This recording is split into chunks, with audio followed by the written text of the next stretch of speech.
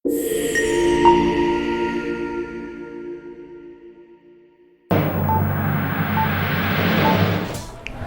bismillahirrahmanirrahim. Assalamualaikum warahmatullahi wabarakatuh. Waalaikumsalam warahmatullahi wabarakatuh.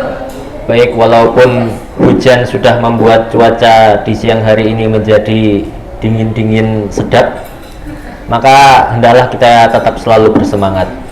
Saya ulangi lagi ya. Assalamualaikum warahmatullahi wabarakatuh. Oke, alhamdulillahirabbil alamin. Wa bihi nasta'in wa ala umuri dini wa din. Wassalatu wassalamu ala asyrafil anbiya'i wal mursalin sayyidina wa maulana Muhammadin wa ala alihi wa ashabihi ajmain. Puji syukur kita panjatkan kehadirat Allah Subhanahu wa taala karena atas rahmat dan karunia-Nya pada kesempatan yang berbahagia ini, pada siang hari ini kita dapat berkumpul untuk melakukan acara bedah buku yang diadakan oleh Book Club Perpustakaan UIN Sunan Kalijaga. Shalawat dan salam kita haturkan kepada Nabi Muhammad Sallallahu Alaihi Wasallam, yang mana atas berkah wasilahnya kita bisa mendapatkan rahmat dan hidayah menuju ke zaman ini. Baik, kali ini kita akan mengadakan acara bedah buku dengan tema kegiatan reevaluasi paradigma integrasi dalam konteks modern atau Reconciling Muslim Tradition and Modern Science, yang akan disampaikan oleh dua pemateri kita.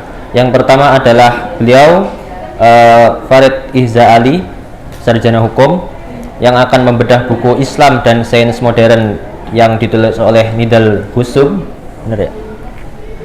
Ya, beliau adalah mahasiswa Magister Ilmu Syariah, yang mana akan membedah buku Islam dan Sains Modern karya Nidal Husum. Kemudian pemateri kedua adalah beliau Akhina Lukman Fauzi LC. Beliau adalah mahasiswa Magister Filsafat Universitas Gadjah Mada, yang akan membedah dua buku. Yang pertama adalah Memahami Sains Modern yang juga ditulis oleh Nidal Husum, dan yang kedua adalah Agama dan Sains yang ditulis oleh Ahmad Fatahillah Mursyidi. Dan sebagai pengantar di sini, melalui forum ini kita berharap untuk tidak sekedar membaca ulang ya, seperti di judul agendanya adalah reevaluasi atau reconciling, membaca ulang isi buku yang telah dipajang di depan kita ini, tetapi juga kita akan menggali gagasan-gagasan, kita akan memahami argumen-argumen, kita akan mendialogkannya dengan realitas yang ada antara sains dan agama. Apakah sains dan agama adalah merupakan dua sesuatu yang bertentangan, ataukah sains dan agama ini berjalan sendiri-sendiri, meniti jalannya masing-masing, atau sains dan agama itu bisa mengobrol di satu ruangan yang sama dengan obrolan yang sangat erat sekali. Nah, itu akan disampaikan oleh kedua pemateri kita. Baik, langsung saja supaya tidak memakan waktu yang lebih banyak. Untuk narasumber pertama, untuk Farid Ihza Ali, sarjana hukum, waktu dan tempat kami haturkan. Assalamualaikum warahmatullahi wabarakatuh. Waalaikumsalam warahmatullahi wabarakatuh. Alhamdulillah, wassalatu wassalamu ala rasulillah Sayyidina Muhammad ibn Abdullah wa ala alihi wa sahbihi wa mawalah, amma ba'd. Yang terhormat pemateri kita, Mas Ivan, yang jauh-jauh datang dari Purwokerto, aslinya Purwokerto, dari UGM. Kemudian ada Mas Abdillah dan segenap teman-teman dari perpustakaan yang telah bersedia dan memberikan kesempatan kepada saya sehingga bisa hadir berbagi apa yang telah saya baca dan teman-teman pada siang hari ini. Alhamdulillah, bersyukur kehadirat Allah Subhanahu wa taala telah memberikan kepada kita sekalian sehingga kita pada siang hari ini diberikan kesehatan, bisa hadir pada tempat yang insya Allah mulia ini karena kita sedang belajar dengan keadaan sehat walafiat. Salawat salam semoga tercurahkan kepada baginda besar Muhammad SAW. Semoga dengan syafaatnya kita kelak di hari kiamat akan ditolong oleh beliau, karena kita selemah-lemahnya manusia memiliki banyak kesalahan, memiliki banyak kerubutan. Semoga Rasulullah SAW selalu membimbing kita di dalam keseharian kita, di dalam benak kita. Teman-teman sekalian, di sini saya ingin berbagi cerita, berbagi pengalaman saya ketika saya membaca buku yang berjudul Islam dan Sains Modern. Jadi buku ini ditulis oleh seorang astrofisikawan yang bernama Nigel Gosum. Kalau di terjemahannya Gosum, mudahnya kita sebut Gosum. Kalau di Arab sana sebenarnya aslinya itu Kosum, karena mungkin kalau saya tahu dari Habib Ali Zainal Abidin yang pernah ngobrol sama Syekh Usama itu, hafalan Kof itu juga agak juga dia Mesir.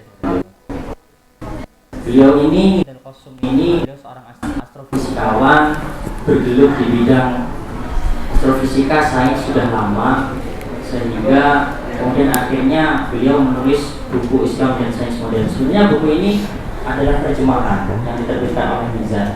Buku ini itu sebenarnya kalau teman-teman mau cari judulnya Islam Quantum, kurang lebih seperti itu. Diterjemahkan oleh namanya Maufur, insyaallah dalam buku ini. Buku ini itu lahir dari ketika Nigel Gosum itu merasakan bahwa Islam ini kok sangat dirasa mundur ya pada zaman ini. Apalagi Nigel Gosum ini sangat termotivasi oleh seorang yang namanya Ibnu Rushd. Ibnu Rushd tersebut seorang ulama dari kalangan Muslim yang beliau hidupnya di Cordoba, Spanyol pada abad ke-12. Kurang lebih beliau itu tepatnya lahir di 1112 Masehi. Jadi pada saat itu Islam sangat jaya di sana. Setelah waktu itu ada seorang pangeran dari dinasti Umayyah itu lari ketika mau dihajar sama Abbasiyah, lari ke barat sampai akhirnya tembus ke Spanyol. Di sana akhirnya mendirikan kerajaan yang akhirnya banyak dan ramai.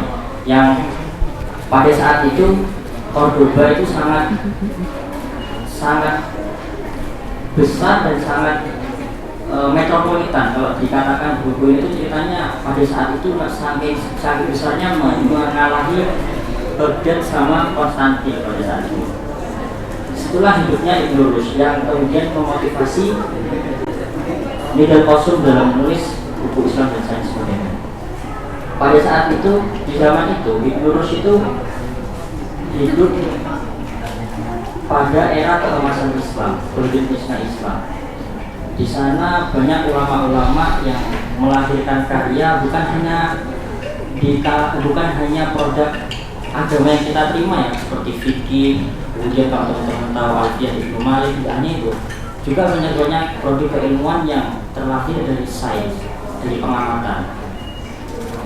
Nah, ditarik pada zaman sekarang, Nigel Gosum itu sangat merasakan kok rasa-rasanya sekarang ini mundur ya. Apa penyebabnya kira-kira? Kenapa kok kita sebagai umat Islam kok nggak seperti dulu lagi? Ulama-ulama kita berjaya, Ibnu Sina dengan karyanya konon aktif bisa dijadikan selama berapa jangka waktu yang lama di Eropa untuk acuan akademik di bidang medis. Tapi kok sekarang kita sudah tergerus ya, kenapa ini dengan sains, dengan Islam ini ada apa sebenarnya? Nah, kemudian setelah Nigel Gosum itu menggali lebih dalam, oh ternyata itu ada yang salah dari kita itu sebagai orang Muslim ini untuk menerima seperti apa sih agama itu, seperti apa sih sains itu. Kan kalau kita tahu kan sains itu adalah sebuah ilmu pengetahuan yang tersistematis, yang didapat dari penelitian, yang didapat dari sekian kali percobaan sehingga menghasilkan sebuah teori yang untuk saat itu dinilai paling benar, ya itu yang digunakan.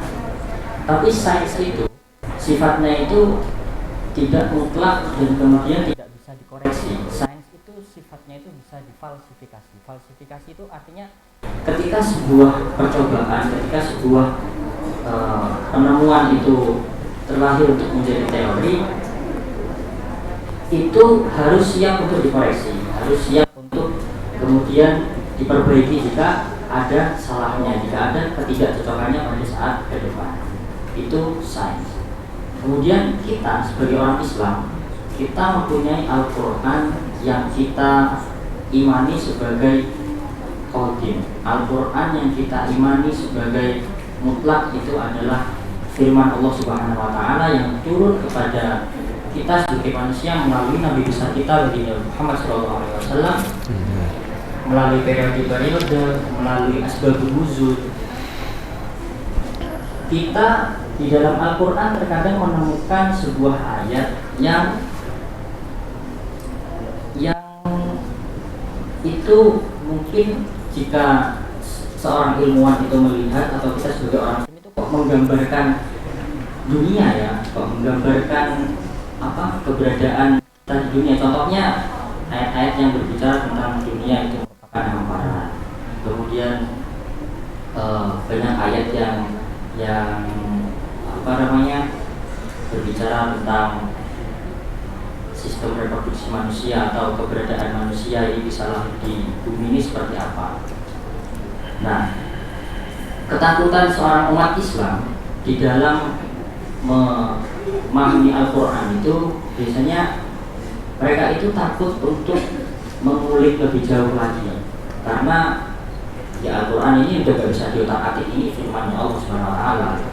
Tapi sedangkan di sisi lain, sains itu harus melalui sebuah percobaan.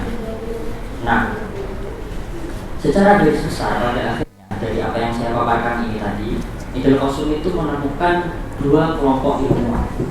Yang pertama itu ada dari kalangan Bucailism. Bucailism itu ilmuwan-ilmuwan yang meneliti Al-Quran, kemudian dalam ayat-ayatnya itu mengandung sebuah sains, kemudian ingin membuktikan sains yang terjadi atas dasar ayat tersebut. Kemudian ada lagi di sisi lain ada golongan kreasionisme. Kreasionisme ini ilmuwan-ilmuwan yang dia itu menolak adanya sains, bahwa semua apapun yang terjadi di dunia ini itu sudah mutlak, itu adalah buatan Tuhan, itu sudah penciptaan Tuhan. Nah, ini kan kalau misalkan kita betulkan keduanya, ini sangat tidak ketemu gitu. Ilmuwan-ilmuwan yang dia itu mencocok logi dengan ayat ketika ada suatu penemuan, oh ternyata cocok logi dengan ayat ini gitu. Ternyata sama dengan ayat ini. Kemudian kalau dari orang kreasionisme, ketika dia melihat suatu penemuan, kalau yang di sini dicontohkan itu seperti teori evolusi, mereka itu menolak teori evolusi itu karena mereka nilai bahwa evolusi itu enggak sesuai gitu dengan apa yang ada di Al-Quran. Mereka sangat ekstrim. Nah, secara singkatnya, Ibnu Qasim ini menginginkan bahwasanya keduanya ini antara sains dan agama, sains dan Islam itu harus diakomodir dengan baik, harus dijembatani dengan baik. Nah, di sini Ibnu Qasim itu mengajak kita para pembaca itu kita itu harus memiliki keimanan yang kuat. Kita itu harus memperdalam agama dengan baik. Dengan apa? Agar keimanan kita ini pakem. Jangan sampai kita ketika melihat suatu penemuan kemudian kok sangat banget ya, bagus banget ya. Kemudian kita manusia bisa aja buat seperti itu gitu loh. Sampai yang kemudian akhirnya tarafnya sampai mempengaruhi keimanan seorang manusia, itu bahaya, itu nggak boleh gitu. Ibnu Qasim itu sangat menjaga itu, jangan sampai sains itu malah memgoyahkan iman kita. Nah, dan kemudian dari sisi sains, kita sebagai umat Islam itu ya ayo sains itu tetap bisa digali gitu loh. Sains itu tetap bisa dicari dan kita mengamati, kita membuat teori baru. Ayo kita apa yang bisa bermanfaat bagi umat. Tapi itu tadi, jangan sampai sains itu kemudian tanpa atas dasar keimanan kita bisa menggoyahkan hati kita ketika kita menemukan suatu penemuan yang kemudian akhirnya itu kita akui bahwa penemuan itu sangat hebat. Kita sebagai manusia ini bisa membuat, bisa merancang, kemudian menghasilkan sesuatu, dan kita berbesar diri. Jangan sampai, karena kalau kita mau berbicara tentang sains yang kemudian tidak diakomodir dengan baik, itu kalau kita tahu Stephen Hawking itu kan orangnya, dia siapa yang nggak meragukan IQ-nya, dia orang yang paling cerdas, paling pintar diakui di abad 20. Tapi ternyata dia ateis, dia nggak menganggap Tuhan itu ada. Maka kalau misalkan kita sebagai orang umat Islam sampai pada taraf itu, lantas kita menjadi apa? Itulah apa yang Nidal Qasim itu harapkan dan inginkan kepada kita para pembaca, dan mengajak kita semua untuk mengevaluasi kembali, kita melihat kembali kira-kira seperti apa sih hubungannya Islam dan sains itu seharusnya seperti itu.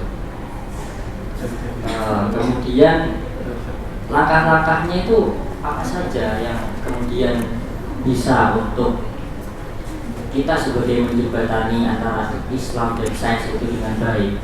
Kalau Nidal Qasim itu menuliskan di dalam bukunya itu istilahnya mereafirmasi sunatullah.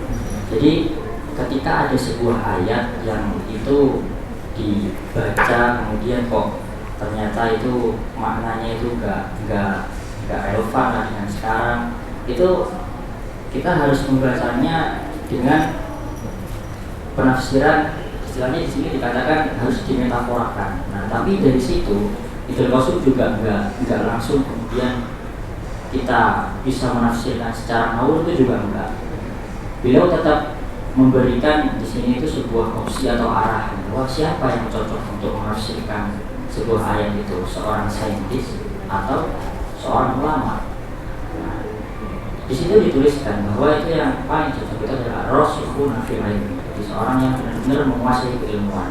Jadi ketika seorang itu mau menafsirkan sesuatu di dalam Al-Quran, ketika ayat dalam Al-Quran itu tidak bisa kemudian penafsirannya itu dari satu sisi, itu harus dilihat dari banyak sisi, yang sehingga penafsirannya itu bisa melahirkan sebuah kebijaksanaan dan tidak terjadi ketimpangan dalam penafsiran tersebut. Nidal Qasim juga memberikan kita proposal itu suguhan pada kita, tawaran pada kita bahwa metodologi sains itu harus kita yakini universal saat ini. Jadi jangan sampai kita sekarang ini membedakan antara sains Islam dan sains Barat. Karena kalau kita memisahkan antara sains Islam dan Barat, kita sebagai seorang Islam nanti terpaku dan serasa sulit gitu. Maka kita sebagai umat Islam saat ini, ya ayo kita harus terus bersemangat dalam memperdalam ilmu pengetahuan, apa konsentrasi kita, apa basic kita cari, kita gali suatu persoalan, kita gali suatu hal yang akhirnya di situ bisa memberikan penemuan baru. Ya itulah sains. Jangan sampai itu karena kita memiliki batasan-batasan sebagai umat Islam, ya kita kemudian akhirnya nggak bebas dalam meneliti sesuatu. Jangan seperti itu. Maka pada akhirnya menjembatani iman dan nalar, itulah yang diharapkan oleh Nidal Qasim. Bagaimana kita ini sebagai manusia, apalagi lebih khususnya umat Islam, dalam mengarungi kehidupan, apalagi kita yang berfokus pada keilmuan akademik ini, kita harus terus menggali diri kita, menggali potensi kita, sehingga kita bisa menembus batasan-batasan yang pada saat ini dinilai itu hanya dilakukan oleh orang-orang Barat. Kalau kita itu seorang Islam ini bisa dengan atas dasar kemampuan yang sama, kita juga diberikan otak, diberikan apa ini semua sama, kita bisa melakukan hal itu dengan kunci keimanan kita yang kuat dan pengetahuan kita yang kita terus push untuk bisa menghasilkan sesuatu di dalam dunia sains atau ilmu pengetahuan seperti itu. Kemudian kalau misalkan kita mau berbicara mengenai kalau kita ambil dari ayat Al-Quran mungkin yang itu banyak mungkin dibicarakan sama orang-orang di sekeliling kita. Kalau misalkan teman-teman itu pernah mendengar ayat 1000 dinar, kan kayak kesannya di TikTok itu ayat 1000 dinar, siapa yang membaca itu, rajin baca itu, nanti kita rezekinya bakalan lancar, bakalan dapat rezeki dari hal-hal yang tidak disangka-sangka. Wa may yattaqillah yaj'al lahu makhrajan wa yarzuqhu min haitsu la yahtasib wa may yatawakkal 'ala Allah fa huwa hasbuh innallaha balighu amrihi qad ja'ala Allahu li kulli syai'in qadra. Masa kita hanya membaca ayat tersebut kemudian kita bisa mendapatkan rezeki yang tidak disangka-sangka. Kalau kita sekarang berbicara mengenai sains harus rasional ya, harus rasional. Masa kita mau dalam sehari 5 waktu kita sholat kemudian kita hanya mengamalkan itu saja, kan tidak seperti itu. Apalagi kalau misalnya kita mau menggali lebih dalam lagi, ayat 1000 dinar itu kan surat At-Tolak ayat 2 akhir bisa nyambung sama ayat 3. Itu kalau di kitab Lughatul Nukul fi Asbabun Nuzul, itu asbabun nuzulnya itu waktu itu ceritanya itu ada sahabat yang datang kepada Nabi Muhammad SAW. Beliau itu mengadu, Rasulullah, anak saya lagi tertawan sama musuh kita saat perang. Terus Rasulullah jawab gimana? Oh ya udah, coba nanti kamu sama istrimu wiritanlah dengan membaca la haula wala quwata illa billah. Jadi sama sahabat itu dilakukan. Kemudian saat pulang ke rumah istrinya, aku sama Rasulullah disuruh mewiritkan sama kamu, kita baca la haula wala quwata illa billah. Dibaca sama mereka, yang pada akhirnya qadarullah pada saat itu ceritanya tiba-tiba itu musuh perang itu berlarian entah karena apa, kemudian anak itu kembali dan membawa kambing-kambing atau hasil rampasan perang. Nah di situ kalau kita itu ingin mengulik ayat tersebut seperti itu ceritanya ayat tersebut. Tapi kan kita sebagai manusia yang sekarang yang dituntut untuk merasionalisasi apa yang kita lakukan, kita yang nggak bisa harus menerima dalam tangan terbuka saja ayat tersebut kemudian kita amalkan setiap harinya. Tapi kan kita harus juga membersamainya setiap hari itu. Kita ya harus sebagai umumnya manusia, kita pagi ya bekerja sampai sore, ya kita harus menguasai, kita harus bertanggung jawab atas pekerjaan kita tersebut. Kita harus memaksimalkan diri. Kalau misalkan kita itu seorang pengusaha, ya jualannya kita itu apa, bisnisnya kita itu apa yang harus kita sangkutkan, kita harus kaitkan dengan cara-cara yang kita tahu dari disiplin ilmu ekonomi. Kita harus tahu marketingnya, kita harus tahu cara menjualnya yang baik itu seperti apa. Tanpa usaha-usaha seperti itu, kita akan ya gak jadi apa-apa gitu. Kita membaca ayat itu pun sampai kapanpun ya gitu-gitu aja, di luar dari mukjizat atau kebesaran Allah yang tiba-tiba datang ke kita. Tiba-tiba kita karena sering membaca ayat tersebut, kemudian tiba-tiba ada orang datang ke rumah untuk mengasih 5 miliar, yaitu Allah alam. Dan kita jangan mengharapkan yang seperti itu. Kita harus mengusahakan semua apa yang kita lakukan di dunia ini dengan maksimal. Karena tawakal itu kan bukan terus kita berserah diri kepada Allah Subhanahu wa taala secara bohongan ibaratnya, secara pokoknya kalau pasrah, saya pasrah ya Tuhan. Kan ya gitu. Kita harus mengawalnya dengan usaha-usaha yang kita dasari dengan ilmu pengetahuan. Disinilah peran sains itu penting bagi kita sebagai manusia di era ini, wabil khusus kita dari umat Islam, dari ya agama-agama tertentu juga, bahwa agama dan sains, bukannya Islam, agama dan sains itu saling berdampingan, bisa saling mendukung keduanya dengan perjebatan iman yang baik seperti itu. Jika siang hari ini tuh judulnya Islam dan Sains, Evaluasi Paradigma Integrasi dalam Konteks Modern, Reconciling Muslim Tradition and Modern Science. Ini judul ini tuh ada jawabannya di buku saya, terletak di halaman 577. Di situ Nidal Qosum itu menuliskan di dalam bukunya, rekonsiliasi Islam dan Sains itu bergantung dengan syarat kepada cara kita membaca. Cara kita membaca kepada teks-teks Al-Quran ataupun hadis. Yakni kalau kita ini sebagai umat Islam sekarang membacanya hanya literal saja, itu maka akan menghasilkan atau akan menjadikan ketidakbaik-baik saja itu akan malah semakin menjadi-jadi. Jadi dalam kita membaca nas, Al-Quran dan hadis, kita itu harus membacanya dengan cara yang kontekstual juga. Di era sekarang tuh bagaimana kita harus membacanya, ya, seperti itu. Mungkin itu saja yang bisa saya sampaikan. Nanti bisa disambung dari sesi diskusi. Kurang lebihnya dari saya, wassalamualaikum warahmatullahi wabarakatuh.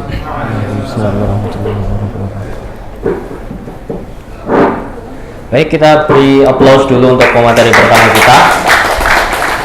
Baik, sangat luar biasa sekali pemaparan materi dari beliau mengenai Islam dan Sains yang di sini beliau menjabarkan dengan baik. Mas Farid sudah menjabarkan dengan baik pemikiran Nidal Qosum ini. Menarik juga melihat latar belakangnya yang seorang astrofisikawan tetapi bisa mengejawantahkan dan memberi porsi yang baik. Nah, ini ibaratnya kalau masakan itu porsinya pas, nggak terlalu hambar dan nggak terlalu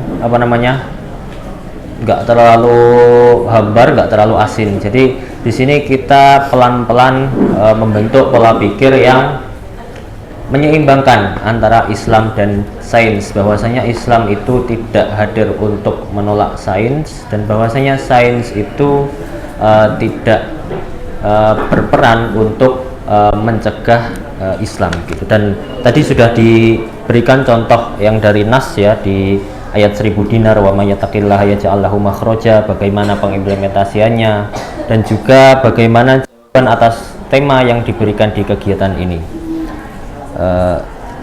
Kemudian selanjutnya untuk pemateri kedua oleh Kak Lukman Fauzi LC yang akan mempresentasikan tentang dua buku sekaligus. Yang pertama adalah Agama dan Sains karya Ahmad Fatahillah Mursyidi, dan yang kedua adalah buku Memahami Sains Modern yang dikarang oleh penulis yang sama dengan pemateri pertama tadi, yaitu Nidal Qosum.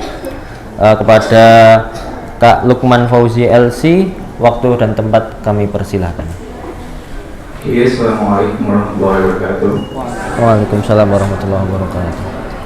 Ini saya nggak lama-lama ya, mungkin 10 menit atau 15 menit. Yang lama nggak? Biar nggak ngeblank. Soalnya nanti kita serunya di sesi diskusi. Oh, siap. Nah ini kan kita sedang membahas Qosum ya. Nidal Qosum ini sebenarnya menarik kawan-kawan. Kenapa menarik? Selama ini dalam sejarah perdebatan sains dan agama itu kita belum pernah menemukan ada seorang saintis yang masih aktif dalam dunia fisika atau kimia atau biologi per se gitu. Dia benar-benar melakukan pekerjaan itu dan masih aktif sampai sekarang. Dan hanya Qosum yang pernah saya temuin, dia seorang ahli fisika yang ngomongin tentang sains dan agama. Menurut saya ini sangat menarik. Sebelumnya kita sudah pernah punya seorang muslim yang mendapatkan Nobel Fisika. Kalau teman-teman pernah mendengar kata Abdus Salam, itu adalah muslim pertama yang mendapatkan Nobel Fisika. Artinya dia seorang muslim sekaligus seorang saintis sekelas Stephen Hawking. Tapi masalahnya Abdus Salam tidak pernah membicarakan hubungan antara sains dan agama. Dan yang paling pol dia bilang Quran itu menjadi sumber inspirasinya untuk menemukan teorinya di Nobel Fisika itu. Nah, sekarang kita punya namanya Nidal Qosum. Nah, beliau ini seorang astrofisikawan. Astrofisikawan tuh fisika yang membahas tentang luar angkasa. Nah, itu sangat dekat dengan problem agama kita, misalnya problem penciptaan, Big Bang dan sebagainya. Nidal Gusum itu sangat paham tentang hal itu. Kenapa ini penting antara profesionalitas ilmuwan dan dia membicarakan tentang teologi juga? Karena kebanyakan pendekatan-pendekatan integratif ini yang kita bicarakan dari tadi itu pendekatan integratif, yaitu usaha untuk menggabungkan antara sains dan agama. Itu pendekatan seperti ini terkadang itu jatuhnya cocoklogi, terus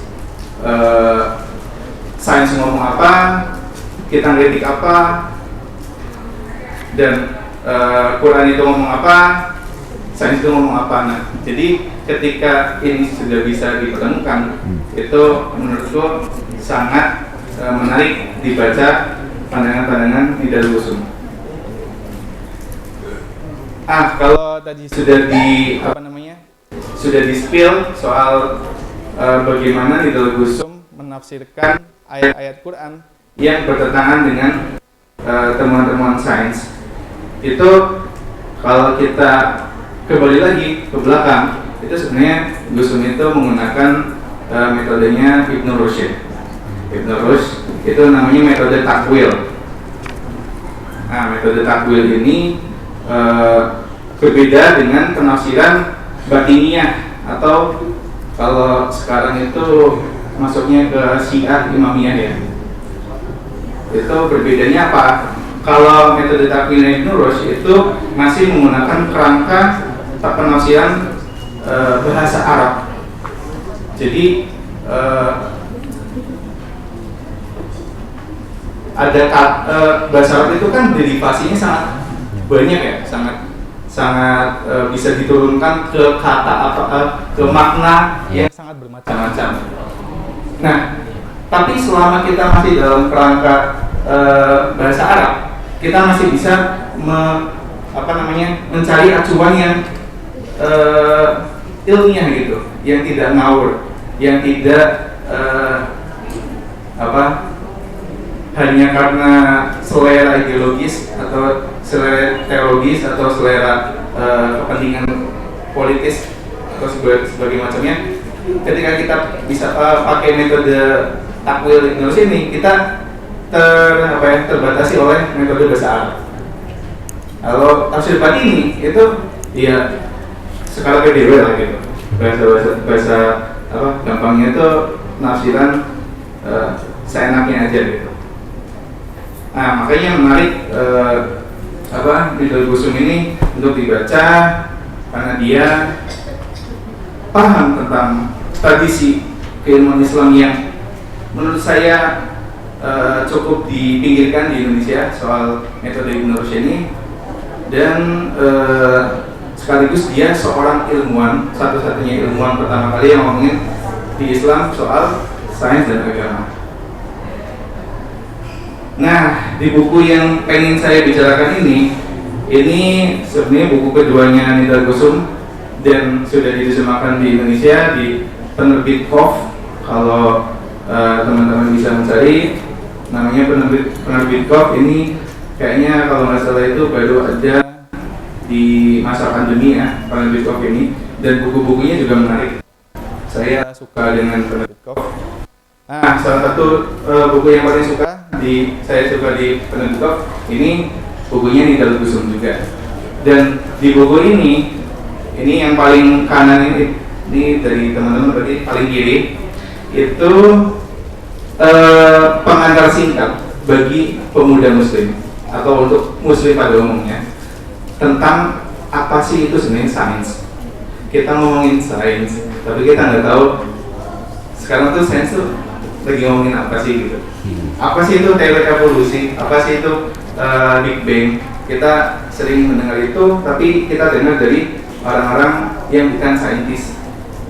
Nah, itu menurut saya sangat penting karena ketika saintis yang berbicara itu tidak yang walaupun penjelasannya sederhana, itu pasti proporsional sesuai dengan apa yang dimasukkan oleh sains itu sendiri, tidak ada bias konfirmasi. Nah, di buku Nidal Ghosam di memahami sains modern ini menarik sekali. Nidal Ghosam di awal pengantarnya itu mengkritik orang-orang penafsir ayat yang literalis. Saya lupa namanya, coba saya sebutin biar tahu ya posisinya Nidal Ghosam itu. Di sini Nidal Ghosam menyebutkan namanya Syekh Bandar Al-Khaybari. Itu Syekh Bandar Al-Khaybari ini ya pasti teman-teman sudah menebak, ini ulama Saudi. Nah, Syekh Bandar Al-Khaybari ini pernah bikin fatwa bahwasanya bumi ini tidak bergerak. Ini sangat menarik. Di pengantar awalnya saja Nidal Ghosam langsung mencontohkan kasus yang menurut saya paling konspirasi gitu ya. Menyebutkan Syekh Bandar Al-Khaybari. Ini teman-temannya masih satu generasi dengan Syekh bin Baz dan kawan-kawan. Syekh Fauzan itu mengatakan bumi tidak bergerak dengan argumen yang menurut saya sangat tidak masuk akal. Menurut Syekh Al-Khaybari itu bumi tidak bergerak itu karena kalau bergerak harusnya kita pergi ke Tiongkok, itu nggak usah pesawat terbang tuh nggak perlu terbang ke sana gitu. Tinggal pesawat terbang tuh berhenti di atas udara, terus menunggu bumi itu berputar sampai Tiongkok, terus kita terbang lagi. Itu menurut saya lucu sekali gitu. Kok ini keluar dari fatwa seorang ulama besar yang diyakini oleh orang-orang di sekitarnya gitu. Nidal Ghosam sebenarnya ingin bikin buku ini tujuannya untuk mengedukasi orang-orang yang percaya dengan Syekh seperti ini. Bahwasanya Syekh ini mengatakan tentang sains itu dengan serampangan gitu, sewenang-wenang, tidak tahu apa itu rotasi bumi, apa itu evolusi bumi, matahari, tata surya, bagaimana itu bisa teori heliosentrisme itu kenapa sih benar gitu, dan apa buktinya. Karena atas dasar itu Nidal Ghosam dalam buku ini menjelaskan pengantar sains singkat yang berisi tentang fisika, biologi, dan kosmologi. Dalam fisika ini Nidal Ghosam membahas tentang teori-teori fisika yang terbaik yang kita miliki hari ini, teori seperti relativitas, dari kuantum, dengan sederhana. Pastinya perlu pembelajaran lebih lanjut, cuman menurut saya ini sudah menyingkat pemahaman kita dan proporsional. Terus tentang biologi, tentang apa itu sel, apa itu organisme, apa itu kromosom, apa itu genetika, dan apa itu teori evolusi. Perlu dicatat, teori evolusi dalam pandangan Nidal Ghosam itu benar dan dia tidak bertentangan dengan teologi Islam. Kenapa seperti itu? Saya tidak ingin memanjakan kawan-kawan, sehingga silakan baca sendiri. Karena saya yakin teman-teman pasti dibingungkan dengan hal itu. Itu kan teori evolusi itu kan dari kerah. Itu menurut saya harus baca buku ini. Karena buku ini menjelaskan itu dengan singkat, padat, dan menurut saya tepat sasaran. Yang ketiga itu kosmologi. Kosmologi hari ini sebenarnya sedang ada perdebatan soal teori penciptaan itu kawan-kawan, tentang Big Bang, tentang ledakan besar, apa yang terjadi sebelum ledakan besar, dan apa penyebabnya, dan kenapa teori ledakan besar itu benar gitu. Apakah itu mendukung teori Islam atau itu tidak mendukung, dan apakah kita bisa menerima itu sekaligus menerima teori Islam. Itu menurut saya sangat penting, dan dibandingkan dengan buku yang sebelumnya yang Islam dan Sains Modern terbitan Mizan ini, menurut saya lebih urgen membaca soal memahami sains modern yang terbitan Koch, karena di situ kita mengerti dasar-dasar sains dengan mudah dan tepat. Nah, di akhir buku ini Nidal Gusum membicarakan tentang masa depan agama, bagaimana agama bisa relevan dengan sains tentunya. Narasi yang dibawakan Nidal Gusum pastinya optimis kalau agama itu bisa relevan dengan sains jika dan hanya jika menggunakan metode Ibnu Rushd, itu metode takwil. Nah, di buku yang satu lagi saya justru lebih lebih bersemangat, soalnya di buku ini penulisnya orang UIN. Orang ini satu alma mater sama kawan-kawan, dan saya apresiasi sama Mas Adi namanya, tapi nama panjangnya Mas Fatayila Ahmad Fatayila, panggilannya Mas Adi. Nah, Mas Adi ini baru selesai doktoralnya di Universitas Edinburgh di UK. Beliau membahas tentang teori evolusi dalam pandangan Islam, dan sangat menarik menurut saya. Saya pengen baca bukunya nanti kalau diterbitkan di Indonesia. Cuman dari buku yang dia tulis dalam masa-masa nganggur nulis tesis doktoral gitu, beliau menulis buku ini kan kayak kita nulis tesis doktoral aja pusing gitu ya, ini orang bisa sambil nulis buku gitu kan. Keren, ini Mas Adi keren. Nah, di buku ini Mas Adi sangat-sangat komprehensif membahas perdebatan soal sains dan agama dari A sampai Z. Bahkan ditarik lagi dari abad ke-17, dari 1700 awal-awal sains naik lah gitu, dibahas sampai dia membahas kasus yang ada di Indonesia. Ini lebih komprehensif daripada Nidal Gusum. Soalnya Nidal Gusum membahas yang bukan Indonesia gitu. Nah, kalau Mas Adi ini membahas konteks Indonesia yang sangat dekat sama kita. Bukunya Mas Adi dibagi menjadi 3 bagian. Yang pertama membahas tentang ide-ide filosofis yang menjadi asal-usul perdebatan sains dan agama. Membahas konteks historis dari abad 17 itu sampai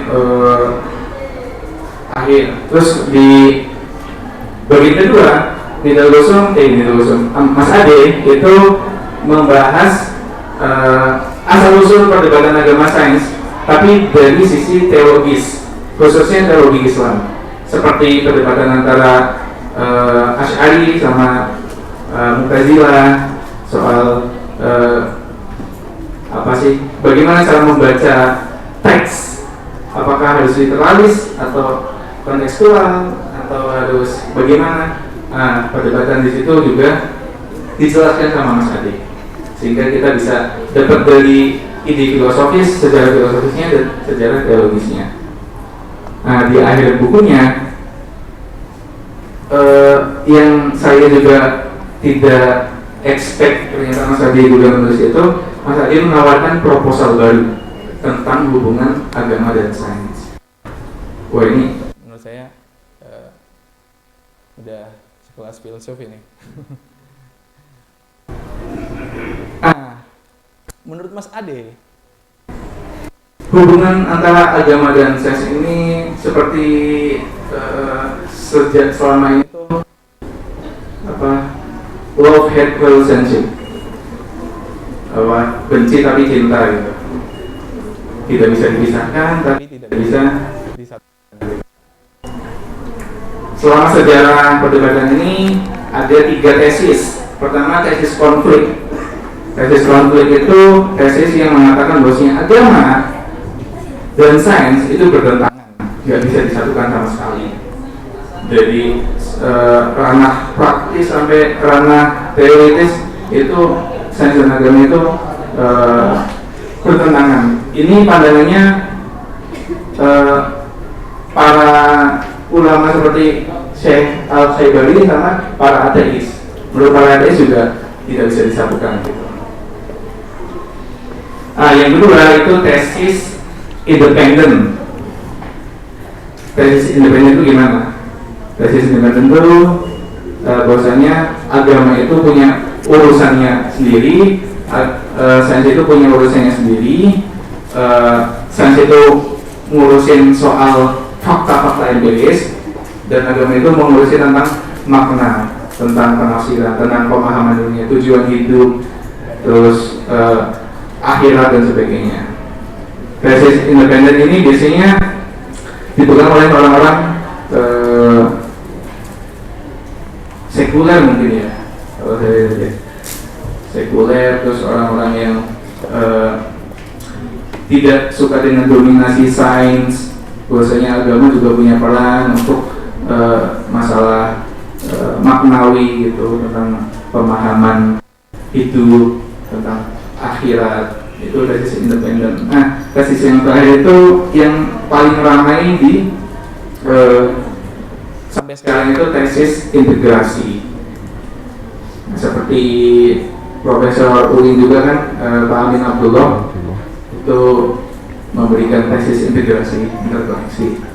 Nah, dalam perdebatan sains dan agama, tesis integrasi ini juga masih dalam proyek yang berlangsung gitu. Seperti ini dalam Gusum ini juga tesis integrasi, ingin menyatukan peran keduanya dalam memahami realitas. Nah, dari 3 tesis ini, menurut Mas Ade di bukunya itu tidak bisa menjawab permasalahan hari ini dalam hubungan sains dan agama. Kenapa begitu? Menurut dia tesis konflik itu sudah tidak relevan. Bahwasanya agama dan sains itu sama-sama memiliki peran gitu dalam memahami realitas. Tapi tesis independen juga udah mulai tergerus karena tesis integrasi ini sangat diminati oleh para intelektual, karena integrasi ini narasinya positif, optimis, dan sangat konstruktif. Tapi menurut Mas Ade, tesis integrasi yang didukung para intelektual seperti Gusum ini memiliki kelemahan. Kelemahannya adalah tesis integrasi cenderung untuk cocokologi dan tidak mengindahkan. Keduanya itu punya ciri khas masing-masing gitu, nggak bisa disatukan.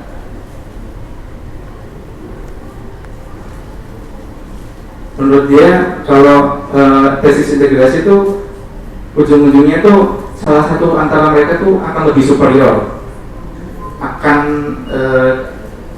menguasai atau merendahkan yang lain gitu. Misalnya kayak teori evolusi tadi kan, kalau diintegrasikan itu mungkin kita akan mereduksi ayat-ayat Al-Quran agar sesuai dengan sains. Biar gimana caranya nih tafsir Quran ini cocok nih sama teori evolusi gitu. Nah, di dalam Gusum juga menyebutkan tuh beberapa ilmuwan, ulama, dan intelektual yang mendukung teori evolusi untuk diintegrasikan dengan teologi Islam. Nah, menurut Mas Ade itu nanti malah jatuhnya itu agama itu direduksi gitu. Itu menurut Mas Ade. Tapi tidak menghilangkan kepentingan, maksudnya pentingnya mengintegrasikan antara keduanya. Mas Ade menawarkan solusi yang baru dan menurut saya sangat-sangat efisien dan solutif gitu. Nah, menurut Mas Ade, menimbang kasus-kasus seperti COVID, terus bencana alam, terus pemanasan iklim global, sebenarnya sains dan agama itu bisa bekerja sama kok. Tapi hanya di ranah praktis. Nah, tesis yang dia tawarkan adalah kolaborasi non-integral. Jadi sains dan agama itu saling berkolaborasi dalam ranah praktis dan mereka tetap konflik dalam ranah teoritis, yaitu ranah epistemologis dan ontologis. Jadi ketika ada ulama, ada COVID misalnya kemarin, yang membicarakan COVID itu harusnya sains gitu. Apa vaksinnya, kita rumuskan bagaimana membuat vaksin yang tepat untuk COVID misalnya gitu. Tapi yang menyebarkan pemahaman bahwasanya vaksin ini benar misalnya setelah udah dirumuskan dapat vaksinnya, saya diselempar ke para ulama yang bicara di mimbar-mimbar bahwasanya manusia yang saleh adalah yang memakai vaksin. Nah, ini yang disebut dengan tesis kolaborasi non-integral. Ini menurut saya solutif dan sangat efisien ya, daripada kita debat-debat abstrak di ruang-ruang kuliah gitu. Kita langsung berkolaborasi di dalam lapangan gitu, di ranah implementasi, di ranah praktis. Nah, di tesis kolaborasi non-integral ini Mas Ade menjelaskan dengan ringkas di akhir bukunya. Setelah dia menjelaskan tentang tadi konteks historis, filosofis, dan teologis, Mas Ade menjelaskan tentang tesisnya sendiri untuk menjadi solusi dalam perdebatan sains dan agama ini. Mungkin itu saja pembacaan saya atas dua buku ini. Terima kasih. Wassalamualaikum warahmatullahi wabarakatuh. Waalaikumsalam. Baik, terima kasih. Terima kasih Kak Lukman Fauzi atas pemaparan materi yang lengkap. Ini seakan-akan udah menjelaskan isi bukunya secara keseluruhan ya. Cuma tadi beliau men-skip beberapa bagian seperti di Nidal Qusum tadi ya. Supaya baca gitu, supaya kita tidak istilahnya tidak terlalu mengandalkan penjelasan dari orang lain, dan kita ada ketertarikan untuk membaca dari pemikiran Nidal Qusum, meskipun Mas Adi tadi panggilannya. Ade. Oh ya, dari Mas Ade ini tadi. Kemudian setelah selesai pemaparan materi dari kedua materi kita masuk ke sesi diskusi. Dan di sini saya selaku moderator akan memberikan 3 kesempatan untuk 3 penanya yang ingin membuka ruang diskusi kita pada siang menjelang sore hari ini. Baik, silahkan angkat tangan. Oh, baik. 1 Mas Rafiq, kemudian 2, baik, yang kedua sudah. Ada 1 lagi mungkin? Ya, oh ya, baik. Mas Rafiq ya, mungkin bisa dipertanyakan apa yang ingin dipertanyakan. Oke, baik. Bismillahirrahmanirrahim. Assalamualaikum warahmatullahi wabarakatuh. Perkenalkan, nama saya Rafiq dari Poin Sumatera IPB di Jakarta. Di sini saya ingin bertanya, mungkin nanti bisa dijawab dan juga bisa dielaborasi begitu ya.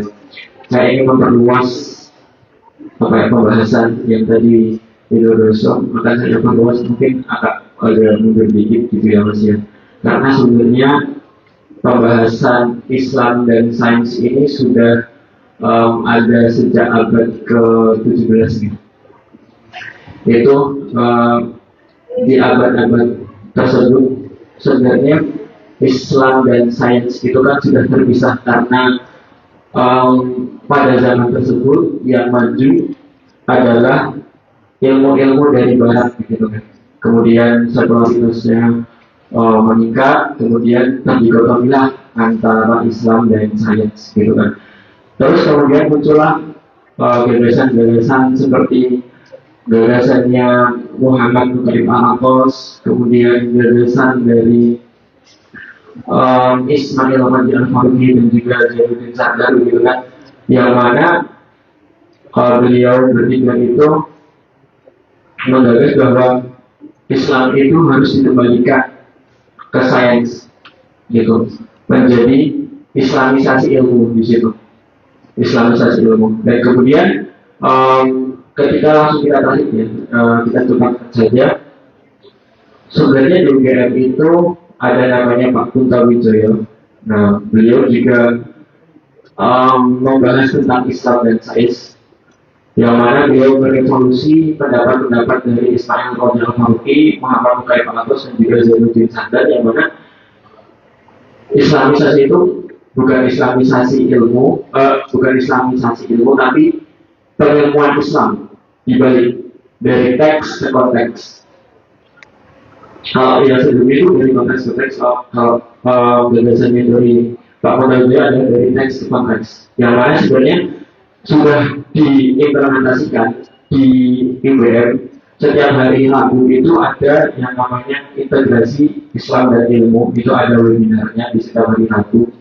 Saya juga sering ikut di situ. Nah, webinar tersebut ternyata menimbulkan suatu masalah baru. Ternyata apa itu? Ketika webinar itu membahas tentang sains, tentang nuklir, kimia, atau mekanika kuantum, yang mana kita ambil contoh misalnya adalah mekanika kuantum.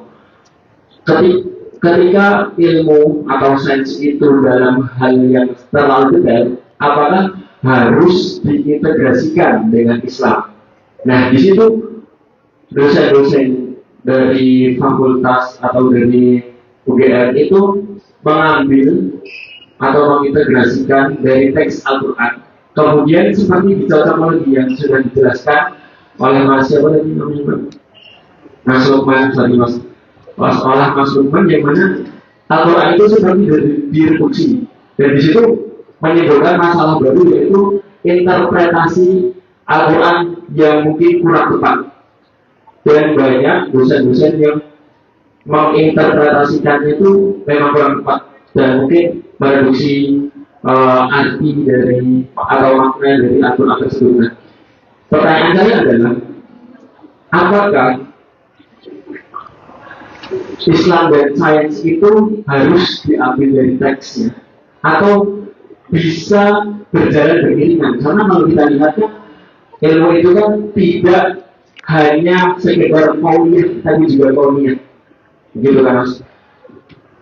Kita bisa saja mengambil ilmu dari Al-Quran yang mana muaranya mendekatkan diri kepada Allah. Kita juga bisa mengambil ilmu misalnya dari alam semesta, indahnya langit, begitu Allah menciptakan alam semesta dengan begitu terakhirnya, kemudian kita mengarahkan ilmu-ilmu tersebut untuk mendekatkan diri kepada Allah. Nah, mungkin bisa dielaborasi dan juga dijawab pertanyaan saya, apakah Islam dan sains itu harus diintegrasikan seperti teks atau teks atau seperti apa?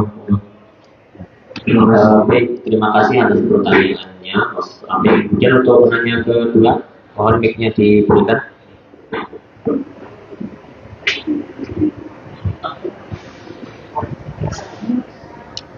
Baik, terima kasih. Sebelumnya terima kasih banyak atas kesempatannya. Saya Akbar dari Kesehatan Sosial Fakultas Dakwah. Izin bertanya menyambung Mas Rafiq tadi. Pertanyaan saya, apa keunggulan dan kekurangan dari buku ini, karena memang selain Kunto Wijoyo, di sini pun kita menemukan terjemahan dari risalah Said Nursi yang ada di Said Nursi corner di atas di lantai 3 kalau tidak salah. Nah di situ banyak kandungan-kandungan perspektif, juga kemudian teori terkait sains dan agama itu ditulis walaupun dalam bahasa yang kias. Dan sejauh ini saya menemukan juga mereka di medsos itu banyak sekali mengulas misalnya mukjizat, kemudian bisa mengulas itu dari sisi sains gitu. Dan ini sudah ditulis oleh Said Nursi 100 tahun silam. Saya kira bahasa kias di sini karena memang kondisi waktu itu dalam rezim Mustafa Kemal Atatürk.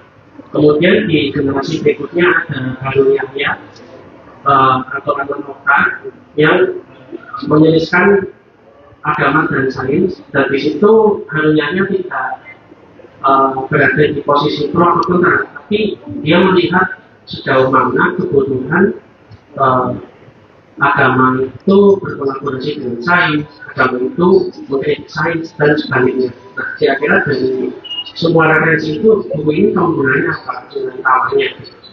Terima kasih. Oke, baik Kak Akbar, terima kasih atas pertanyaannya.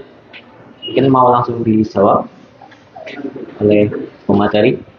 Pertanyaan yang pertama dari saudara Rofik, yang pada intinya apakah Islam dan sains itu harus diambil dari teksnya saja ya? Iya begitu ya? Atau dari qauliyahnya saja begitu? Apakah seperti itu? Atau kita bisa melihat ke aspek yang lebih luas seperti ayat-ayat kauniyah, dan ini sebenarnya berujung dari keresahan Mas Rofik tentang perdebatan di masa lalu mengenai pengilmuan Islam atau dengan kebalikannya islamisasi ilmu. Kemudian ada problem baru yang menyebabkan interpretasi Al-Quran ini seakan-akan direduksi atau dirasa kurang tepat ketika mau katakanlah dikawinkan dengan sains gitu. Jadi apakah pengambilan dari sisi Al-Quran dan sains itu melalui segi teksnya atau literalisnya dari masing-masing sisi saja gitu.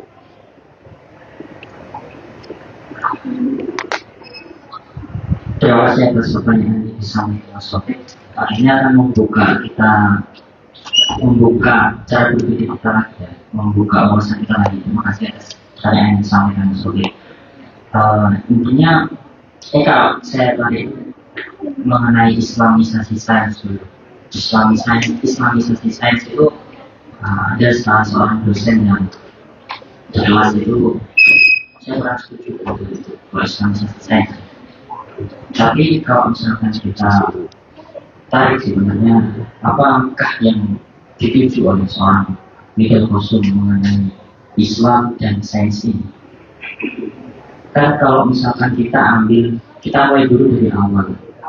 Jadi dalam Islam itu kan dari sejak awal Islam dari itu komposisi keilmuan dalam Islam itu yang pertama itu pasti diawali dari dalil nas, yang kedua kemudian dari akal, yang ketiga oleh rasional. Nah, tapi kalau misalkan kita berbicara mengenai sains, kalau kita tarik ke situ lagi, akhirnya itu bukan murni sains kalau gitu, karena kita mesti melibatkan nas di dalamnya. Nah, kalau yang saya pahami ketika membaca buku ini, tujuan seorang Michael Kosum itu sebenarnya untuk memacu diri kita gimana dalam penemuan sains itu ayo kita kembangkan lagi. Nah, kalau kita waktu itu, kalau kita yang tadi membahas mengenai teori keadaan alam semesta sekarang ini kan kita sekarang sudah berada di teori heliosentris, di mana bumi ini kan berputar di dalam porosnya untuk mengitari matahari sebagai inti atau utama di dalam mata surya. Tapi pada dulu sebelum teori ini dicetuskan dan kemudian sampai hari ini dipakai, dulu kan kita berada pada tahap geosentris, yang dimana ya bumi ini ya sebagai pusat utama semua yang ada di semesta ini mengitari kita. Maka apa yang ada di Al-Quran itu akhirnya selaras dengan itu. Kalau misalkan dikatakan bahwa waktu itu masih ada perdebatan bumi itu bulat atau datar dengan ayat Al-Quran bicaranya ini bentuknya hamparan, maka geosentris ya masuk aja. Tapi itu bergeser ke teori saat ini bahwa kita sekarang sudah menjadi geosentris dan ini semua sudah berkembang. Makanya di situ seorang filsuf secara singkatnya ingin mengajak kita tadi, ya ayo kita lakukan penemuan-penemuan terbaru, kita kembangkan lagi, kita cari, karena sains itu sifatnya bisa dikoreksi, bisa salah, bisa kita kembangkan lagi, ayo. Tapi untuk dari sisi agamanya, dari sisi Islam dari kita, ya kita harus, yang kuncinya dari filsuf itu keimanan kita yang kita pegang. Jangan sampai ketika kita lakukan penemuan dan dirasa penemuan itu bisa sangat hebat, bisa sangat menjawab mungkin tantangan kita pada hari ini, itu tanpa ada alasan campur iman. Mungkin dari pertanyaan Mas Taufik itu yang bisa saya tanggapi, bisa dilanjutkan oleh Mas Lukman. Yang kedua sekalian juga untuk pertanyaan yang kedua dari Mas Akbar tadi menanyakan tentang apa sih keunggulan atau bisa dikatakan nilai tawar yang menjadi trademark buku yang sedang kita bahas ini. Ya, pertanyaan kedua Mas, yang saya dapatkan ketika saya setelah membaca buku ini, di dalam buku ini itu dituliskan secara gamblang menurut saya, mana ilmuwan yang dia itu melakukan cocokologi sains atau di sini disebut Bucailism. Kemudian ada yang creationism yang mereka itu menolak sains, di sini dikatakan menolak teori evolusi. Menariknya itu menurut saya di sini bahwa kita itu yaitu diajak sama lidah khusus itu berada di tengah-tengah. Kalau bahasa saya, ya kita menjadi jembatan di antara keduanya, di antara agama dan sains, di antara Islam dan sains. Kita berada di tengah-tengah antara dua keberpihakan, antara ilmuwan yang melakukan cocokologi, kemudian ilmuwan yang berada di sisi kreasionisme yang menolak sains secara mentah-mentah, karena itu tidak sesuai dengan apa yang ada di dalam Al-Quran. Menurut saya menariknya di situ Mas, bagi saya. Dan di sini mungkin nanti kalau Mas belum membaca dan akan membacanya dan terkait membacanya akan lebih bisa mendalami logikanya. Di sini menurut saya ceritanya sangat kompleks. Di perpustakaan ini buku ini ada satu, lokasinya di ruang mandor, dan itu tidak bisa dibawa pulang dan tidak bisa dibawa ke lantai 3 atau 2, biasanya di lantai 4. Jadi kita harus istiqomah membaca di lantai 4. Ya, menurut saya itu Mas jawaban singkat dari saya. Terima kasih. Kan dari Mas Lukman. Pertanyaan pertama. Untuk pertanyaan yang pertama tadi, berangkat dari gagasan Islamisasi ilmu, kemudian yang di gimana? Oh ya, namanya Mas Taufik, ya, sama Akbar. Oke, untuk Mas Taufik tadi pertanyaannya berarti Islamisasi ilmu ya? Apa Islamisasi ilmu itu keliru menurut Profesor Guntur Wijoyo? Karena itu dari teks ke konteks gitu ya? Ya, kalau dari Profesor Wijoyo itu dari teks ke konteks. Oke. Ilmuwan Islam. Oke. Pasti udah Dapat. Ya, menurut saya Islamisasi ilmu itu masih di dalam narasi integrasi ya.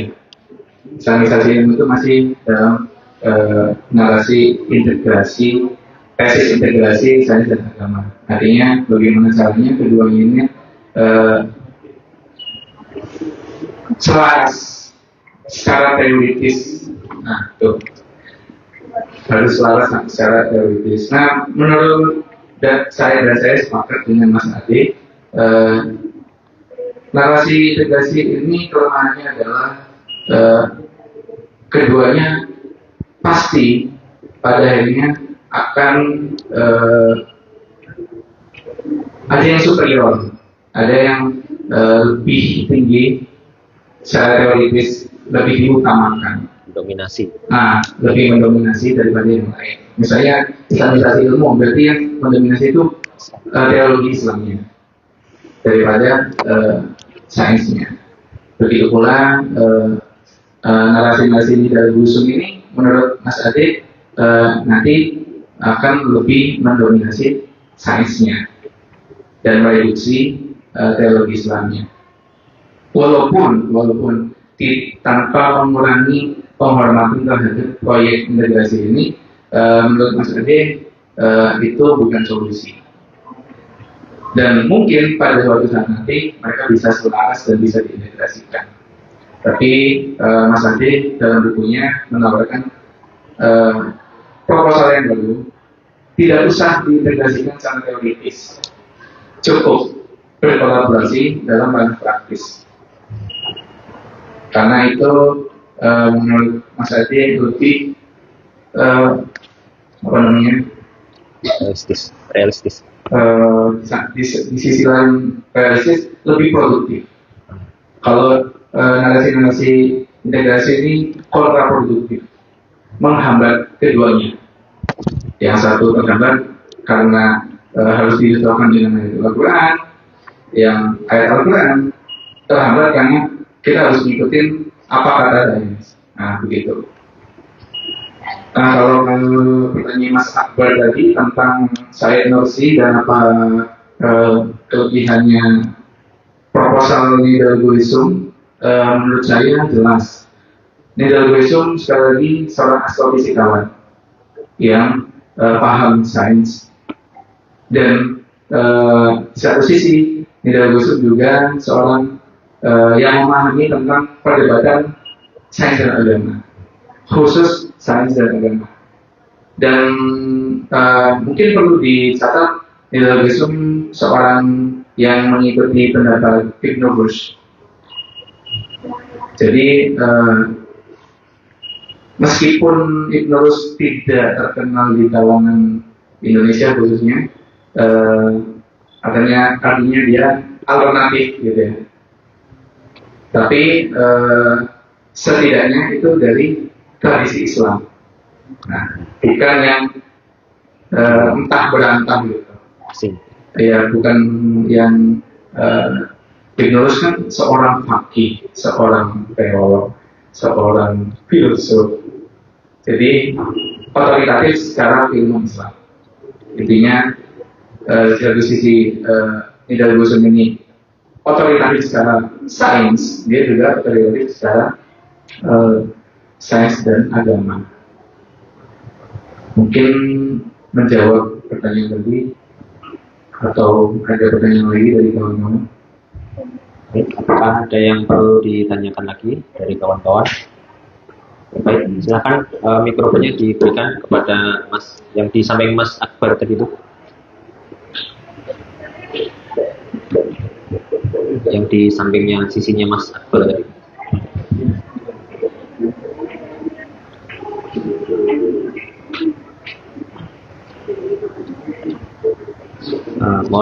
Mohon diawali dengan perkenalan diri, kemudian bisa disampaikan pertanyaannya.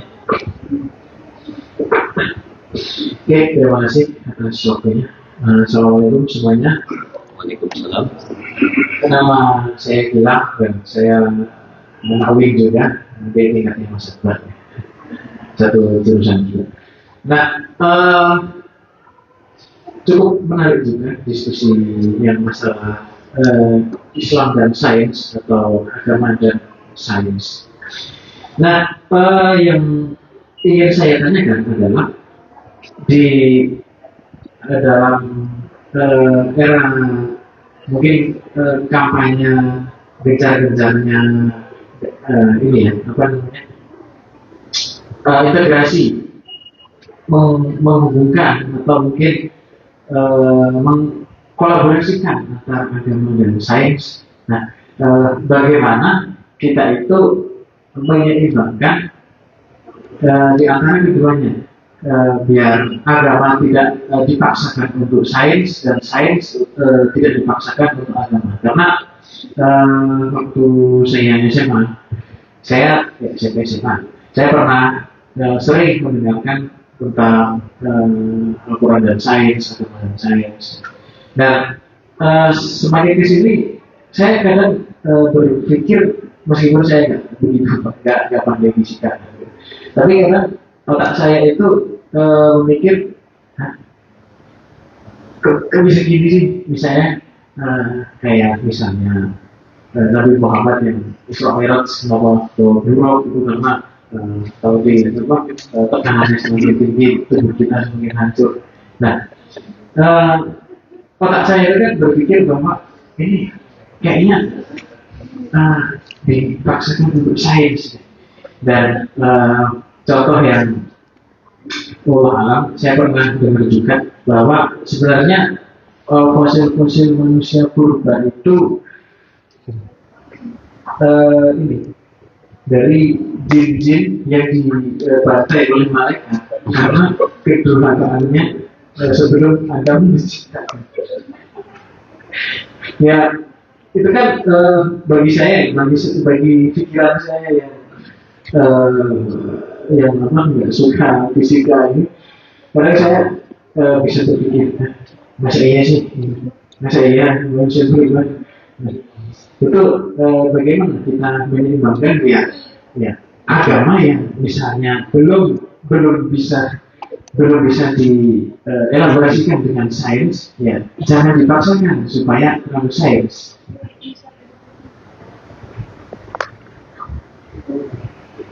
Baik, sudah ya Mas Diki, ya. Diki. Ya, baik, terima kasih atas pertanyaannya. Untuk kakaknya tadi, siapa? Ya. Mohon pertanyaan disampaikan dengan diawali perkenalan dan singkat saja ya, karena waktunya akan semakin mepet. Assalamualaikum warahmatullahi wabarakatuh. Waalaikumsalam warahmatullahi wabarakatuh. Oke, perkenalkan nama saya Maria Anissa, mahasiswa pendidikan agama Islam angkatan 2022. Nah, terkait topik pembahasan Islam dan sains ini saya tertarik sekali sampai saya membuat skripsi saya juga. Nah, pertama, di sini saya memiliki satu pertanyaan kepada masing-masing pemateri. Yang pertama, mungkin kepada Mas yang sebelah sini yang berbaju hitam tadi, Mas Lukman ya. Nah, untuk terkait isu-isu antara sains dan agama yang belum dapat dikonfirmasi dengan pasti. Kalau kayak heliosentris itu kan sudah pasti gitu kan, tapi yang masih kontroversial gitu, seperti tadi yang masih ditanyakan misalnya Isra Mi'raj atau teori evolusi, itu kecenderungan kepercayaan kita itu kepada sains atau kepada naskah-naskah suci keagamaan terlebih dahulu begitu. Nah, selanjutnya kepada Mas yang satunya, pertanyaannya saya, dalam integrasi sains dan agama ini, pendekatan yang paling ditekankan itu apakah secara epistemologi bahwa meyakini bahwa semua ilmu itu dari Allah jadi tidak mungkin bertentangan, atau integrasi dalam rasionalitas akal dan nilai-nilai Islam dalam akhlak diri kita, atau integrasi itu ayatisasi setiap fenomena sains yang ada di dalam Al-Quran itu. Terima kasih. Baik, terima kasih atas pertanyaan dari kedua penanya. Mungkin bisa langsung dijawab untuk pertanyaan yang pertama tadi. Mas siapa tadi namanya? Untuk yang pertanyaan pertama, adik tingkatnya Mas Diki. Mas Diki. Untuk Mas Diki, silakan dijawab pertanyaannya dari Mas Diki. Apa?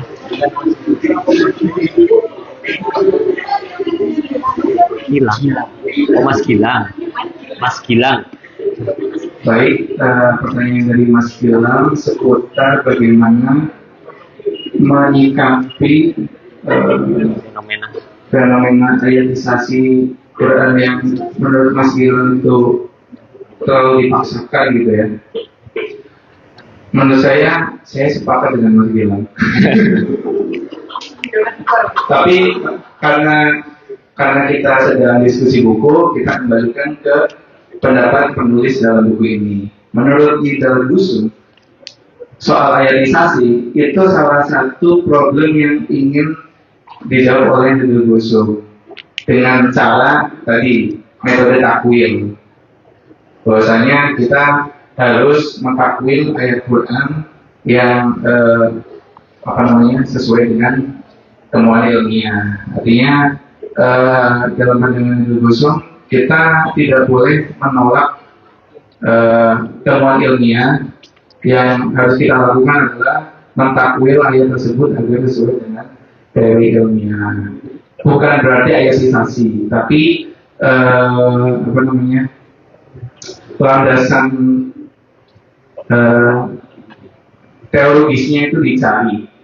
Tidak semua fenomena itu harus diayatisasi, tapi landasan-landasan teoritis dalam sains itu yang penting itu harus kita sesuaikan dengan Al-Quran. Contohnya apa? Silakan baca bukunya sendiri atau nanti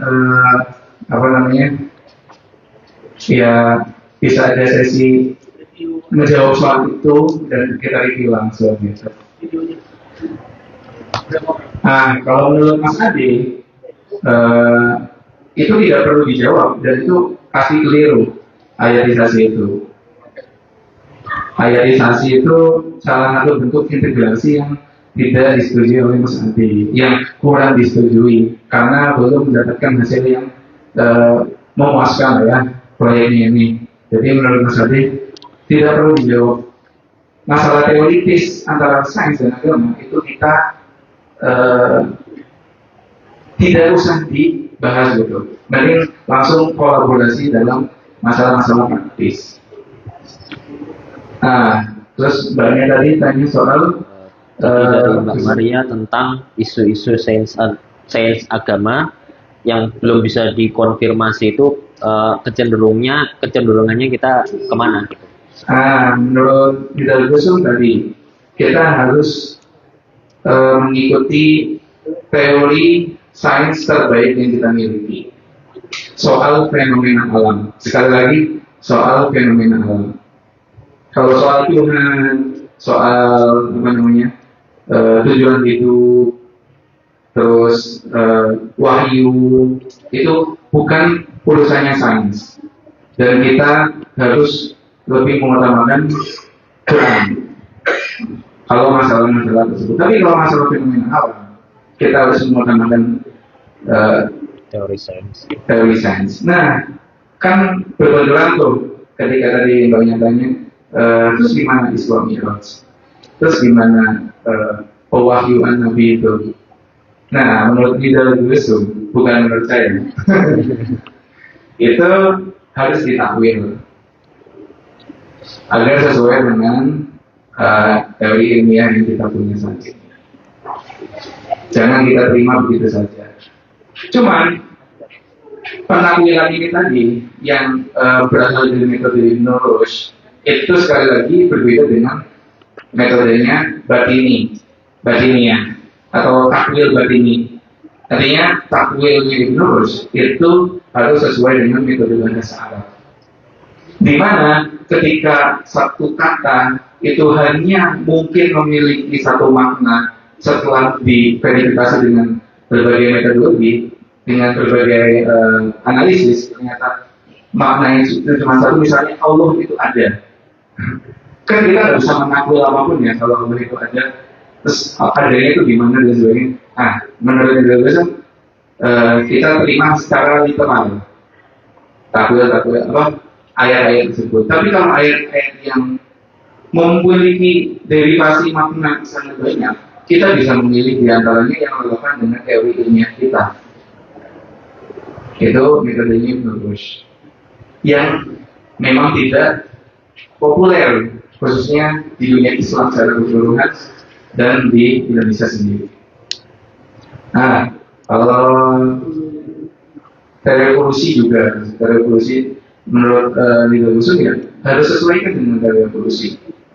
Kita cari ayat-ayat yang menunjukkan di sana. Sebenarnya ada pembahasan di situ namanya dualisme insan dan bashar. Jadi menurut para pendukung pendekatan ini, insan dan bashar itu berbeda.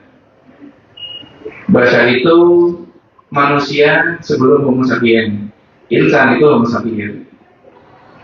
Walaupun lagi-lagi Mas Ade itu menolak itu, karena itu mereduksi agama. Karena itu menurut Mas Ade nggak sesuai dengan makna ayat itu sendiri gitu. Dan tidak sesuai dengan teori evolusi itu sendiri, artinya dipaksakan juga gitu. Dan menurut saya kalau Mbaknya tertarik wajib sih baca buku ini. Baik. Terima kasih. Yang pertama saya mencoba menjawab pertanyaan yang sekian. Bagaimana kita menyeimbangkan agama dan sains? Kita sebagai anak UIN itu, saya pertama membaca buku ini, kemudian terus saya itu mendapati kayaknya ini intinya. Jadi ketika saya itu merasakan berposisinya di dalam kostum dalam karyanya itu, saya langsung terpikirkan, wah ini tuh sebenarnya kita tuh nyambung bersama apa yang selama ini kita jalankan di UIN atas dasar latar akademik kita resmi, integrasi internasional. Ada beberapa untuk saya ketika awal membaca buku ini, dan ternyata semakin asik. Oh iya, memang biasanya seperti itu. Tapi itu tadi, kalau saya masih, kadang saya ada sedikit ini ya, kayak rasa miss. Soalnya saya ketika membaca buku ini itu kan, kita pokoknya posisinya harus di tengah-tengah antara Islam dan sains, agama dan sains. Saya silakan kayak disebutkan sama Mas Lukman tadi dari proposalnya Mas Hakim yang ditawarkan tadi. Islam punya orang sendiri, saya punya orang sendiri. Ya yang saya dapat dari buku ini ya seperti itu. Dalam kostum itu ya kita gali bagaimana sains itu harus menemukan sesuatu, tapi kemudian Islam harus melindungi diri kita agar kita tidak keluar daripada koridor-koridor keagamaan. Yang paling bahaya ketika kita berbicara mengenai sains, ketika temuan itu semakin baiknya kita ateisme yang membayang-bayangi kita. Nah, kemudian kalau misalkan disebutkan oleh yang bilang tadi mengenai mukjizat, terbelahnya laut oleh Nabi Musa, kemudian terbelahnya bulan pada saat zaman Nabi Muhammad waktu itu, di buku ini juga disebutkan itu ranahnya mukjizat. Yang di sini dalam kostum menuliskan bahwasanya mukjizat itu adalah suatu hal yang pikiran kita ini belum sampai pada hal itu. Jadi di dalam kostum itu menuliskan seperti itu. Jadi di sini tidak ada kesan untuk memaksakan. Kemudian ketika itu mukjizat harus dibuktikan dengan sains, itu enggak. Di buku ini terangnya seperti itu. Coba pertanyaan Mas Bilan terakhir dari pertanyaan Mbak Maria, bisa mengenai integrasi Islam dan sains, meyakini semua dari Allah, kemudian ayatisasi atas kejadian sains, terlalu itu ya pertanyaannya. Ya saya lagi saya dapat dari sini karena kita membicarakan buku ini.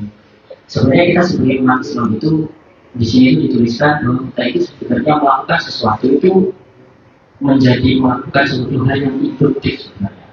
Kenapa bisa dikatakan induktif? Acuan kita Al-Quran.